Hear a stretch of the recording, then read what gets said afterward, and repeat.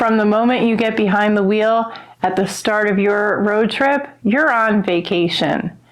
Let's talk about some of the things you can do while you're driving to your destination that can make your trip more pleasant. Driving with kids is not the easiest thing in the world.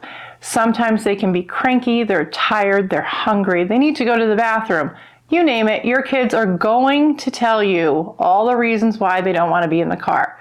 So here's some things that you can do while you're on a road trip to relieve that boredom of being pent up in the car. Welcome, travel friends. I'm Regina. This is Going Away Guide. Today we're going to talk about the things that you can do on a road trip to make your road trips easier to manage with your kids. I have a bunch of ideas and things that we've done over the years that have made my life so much easier when we're driving between destinations. The first is to plan for stops. You really can't expect your kids to sit in the car for 12 hours straight and not get bored. And the way to relieve the whole "are we there yet?" is to have things to do. My kids, I am amazed. They are great road trippers. They've never asked me once, "Are we there yet?" And that's because I set expectations when we're hitting the road. They know the first 2 hours is going to be driving, and then we're going to stop. We're going to go stop and do something at a variety of options. Here are some of those options that have worked for me over the years. Almost every town or city has a playground that is open to the public.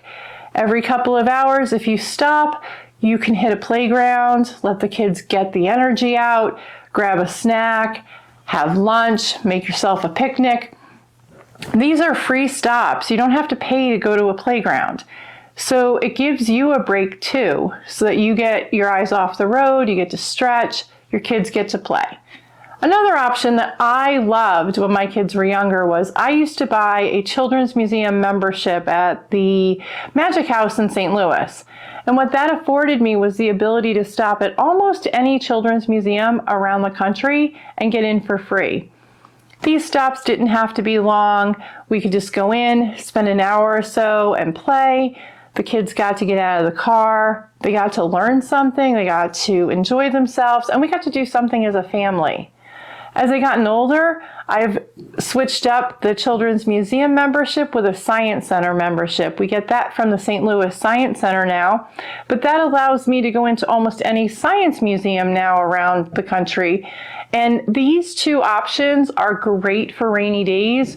When you are getting tired of driving and your kids are getting tired of driving, you can just stop in a children's museum or a science center and spend an hour or two and just take a break. Other options include nature centers, state parks, national monuments and historical sites and things like that along their way. I remember one time we were driving home from Kentucky and the kids were getting a little tired of being in the car, and I looked on the map and sure enough we had the Lincoln Boyhood Historical Memorial that we could stop at. So we did. We spent about an hour, and then I realized just down the road there was the Santa Claus or Christmas Museum, so we stopped there too. Then we got back on the road. Made for a nice stop. We were actually stopped for a couple of hours. My kids just wore themselves out with, looking at things, and my son did a junior ranger while he was at the Lincoln Boyhood Memorial. So these type of stops give you a thing to do and make the trip a little bit easier to manage for your kids, because you're not just driving all day, you're also stopping along the way. So each stop becomes part of your vacation and gives you an opportunity to do things and have fun together, then get back in the car. Other options, in the summertime, a lot of cities and towns will have a splash pad in some of their playgrounds. So if you've packed a towel and some sunscreen and you don't mind your kids getting wet, you can always go to a splash pad.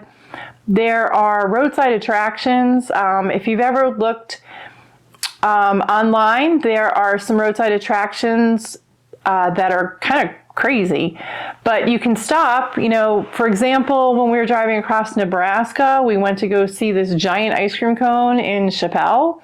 It was along the highway. We stopped, got out, took pictures, and then got back in the car and continued on our journey until we got to Scotts Bluff. But it was a good opportunity just to stop and get out of the car. Other options are historical sites that are run by states. There's also wildlife sanctuaries and rescue animal sanctuaries. So you can find a lot of these online using Google Maps, and you just put, into your search with your search area that you're driving through, things to do. And you'll find a bunch of stuff. I've linked a couple of things down below to help you navigate through your road trip to figure out when you're going to plan your stops. And I hope this helps you in your planning. Thanks for stopping by, and I hope to see you again soon.